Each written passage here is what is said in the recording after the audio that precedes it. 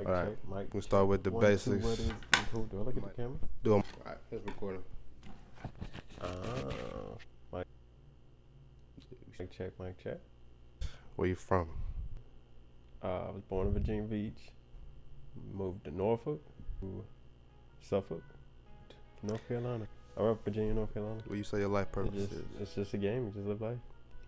And then how life goes, life goes. I don't know. I don't think there's an answer for that. Nobody knows what the purpose is. I mean, I live life for good intentions. I mean, I make moves. I make I went and made albums. Went and made my own clothing stuff. I do these things, but I like doing it. So I don't know. I'm just enjoying life. So you saying like you're not doing anything to be the best necessarily, you're just doing it because you love it. Mm-hmm. Everything I do, I enjoy doing. Like I don't put my time into something I don't like doing. I fuck with it. So before we get to the rap stuff, I know you're a new young rapper on the scene. I want to talk about maybe your background, some of your family, some of the people that you care about, what you do it for. Can you speak on that? My mom, my dad, obviously first. Parents, love them. They both were great. All my extended family, cousins, aunts, grandmas, my homeboys, my girl. Just a lot of people I encounter. Everybody I encounter I find good in. Everybody I associate with are good people. Sort of whole unit. What's good people? What would you say? What do you look for in good people? People that want to be better. People that are friendly. They have good intentions for you. Like they want to see you do great. That's very important. I fuck with that. I feel like all the people in your life should want to see you do great. That's very important. Yeah. You would think that should be your immediate family and all that, but sometimes that's not. So some people that are immediate family that don't want to see you do great, just don't associate them. What made you want to start making music and being honest? It was something I enjoyed. My dad played a lot of music around me. He had this rap career in his head that he used to rap back in the day. But and I don't know, where it came from, I would play my toys and like after 8 Mile and shit. And when I was a kid, and I used to have rap battles, and like I didn't have no words, so I had to fill in some words. So I just like make stupid shit, like just simple shit that would rhyme. And I guess that's where it started. So you say you hail from Virginia area. What's some of the Virginia artists you fuck with heavy? Ooh, that's tough. I really don't listen to a lot of music. I work on a lot of my own music now. Like it's really a lot of beats. But I mean, I do listen to, I mean, obviously it's like Pharrell's probably one of the greatest people from Virginia. Timbaland, Chris Brown, Tre Town, you know, the typical Virginia, like the biggest, Missy Elliott, the biggest people, the Clips, Pusha T. Yeah. That's a nice little list, but you can notice like it's hard to name somebody young from Virginia coming up. You know what I'm saying? I mean, they might be out there. I am also a talent, trying to go forward, not trying to get on their wave or any of that. It's just, I just don't take the time to listen to other people.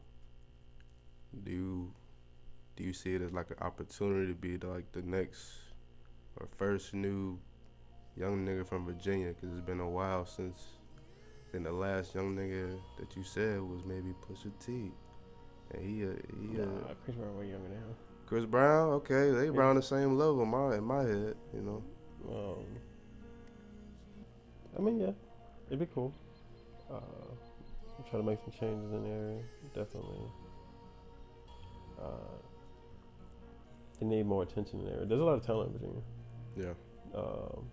There's a lot of people go D1 in sports from there, but there's a lot of musical talent. There's a lot of talent all around this area, but people just don't get noticed because there's not enough attention in this area. It's more like New York and LA and Florida. Also, Virginia is like linked with the DMV, and they getting outshadowed by the D and the M. You know what I'm saying? Yeah, there's a lot more going on in DC in the Maryland area. Like, so I guess really, I mean, because you really think about the 757 is really far away from the D, and the V that they're counting is at that little triangle up at top at Virginia and shit. Is that even 75? That's not. It's like 804 or some shit. I don't know. So you wouldn't even associate yourself with the DMV?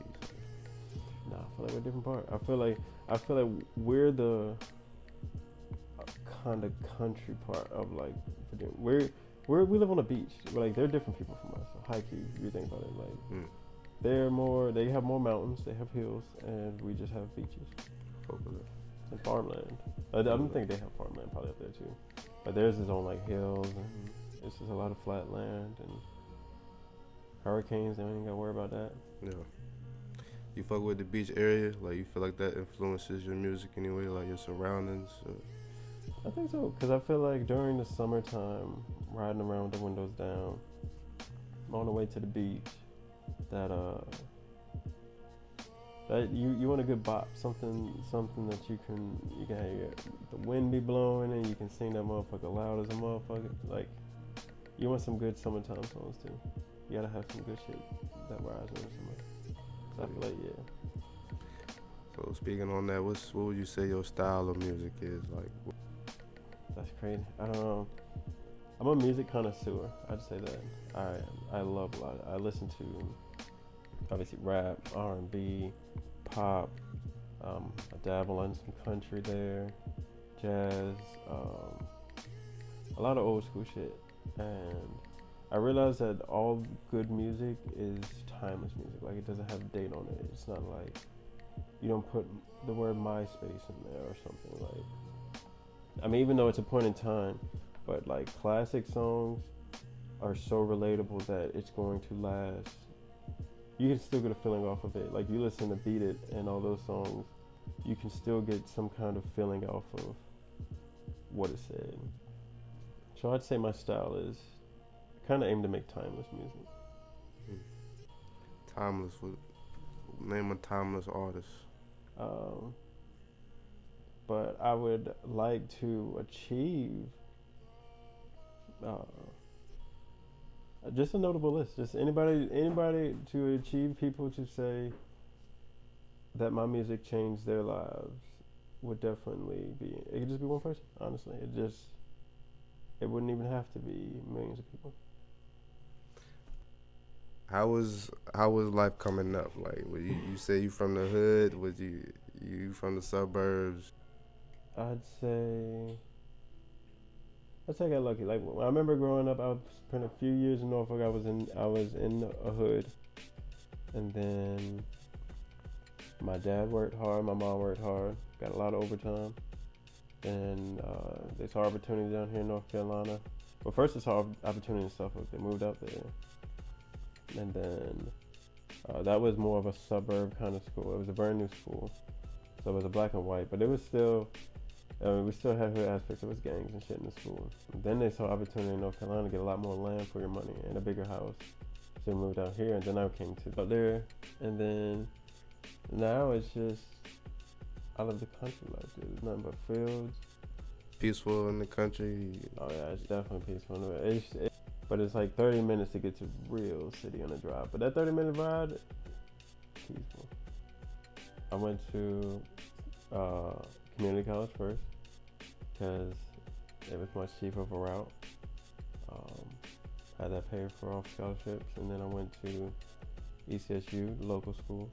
Had that paid for off scholarships, graduated. I graduated with pharmaceutical science. I was going to go to pharmaceutical school, and then I looked it up and it was like $150,000.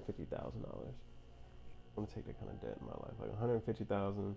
I know I would make it back in the end, but I just ended up getting a job. I worked 6 months as a microbiologist, and then I got a job for the government. You have an album.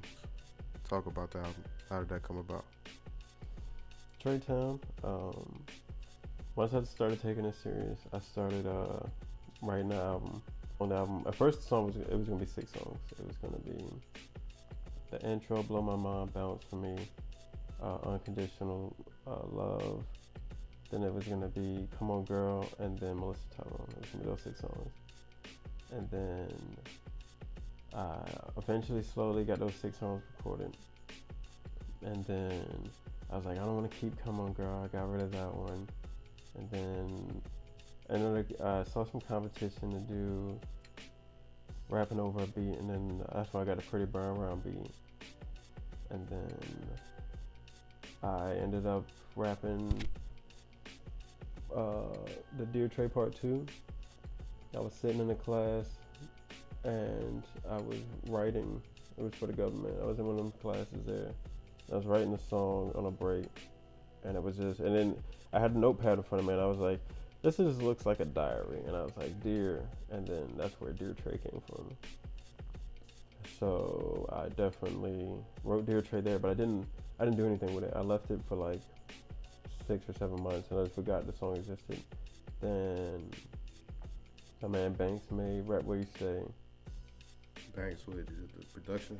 Yeah, Banks did Rap Where You Stay. He's from Elizabeth City. And then right before I was going to go make the like final version of the album, I had like 4 songs already recorded. I was gonna do the last 8. I added I'm Not That Interested 1 and 2 within the last week. I wrote that in the last week. And Welcome to Tre Town was written like 3 days before I went to the studio to actually record. What would you say your feedback on that album was? How would you? Oh, it's all positive. I mean, I'm also surrounded by all positive people. Like I said, I want to bring all positive people around.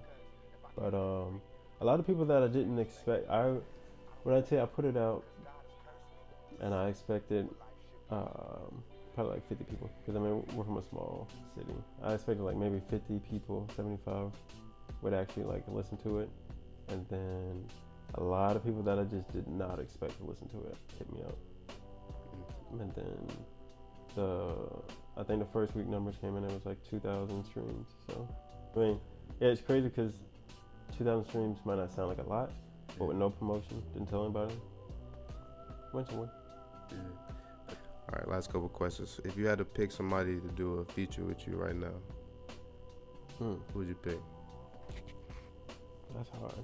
Who would I want to do a feature with? I'd probably say Andre 3000. Something that like a lot of people don't get. Like probably Andre 3000. I feel like he'd definitely bring the best out of you. You're young for that. Andre 3000 verses are just, they're like gold. They're like gold. Like they're so far few between. But when you do get one, you know it's gonna be hot. Like it's just. I mean, but his verse on Miss Jackson, his verse on International Players Club, Anthem. What you say your top 5 is right now? This is not an order. So I'm gonna exclude Pop, Biggie, Jay-Z, because that was before my era. So counting from my era and people that affected me, if I can give you the best answer, I'd have to say Eminem. I feel like he came first. Lil Wayne, 50 Cent, Kanye West, and Drake. Last question, LeBron or Jordan? I have to say Jordan. I know Jordan. LeBron's definitely gonna go down as a GOAT too, but if you can say who's better, I had to say Jordan. All right, that's a wrap. Want to shout out anybody? Rep your set. Hey, shout out to my gang. Shout out to these, Dede,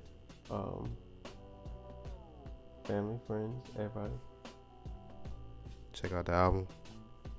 Album, Tre Town, Tre Town, Trevon Hodnett, all platforms. Instagram, Snap.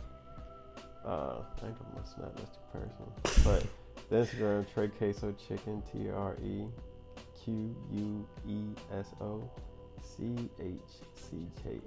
I'm going to drop it. It's okay.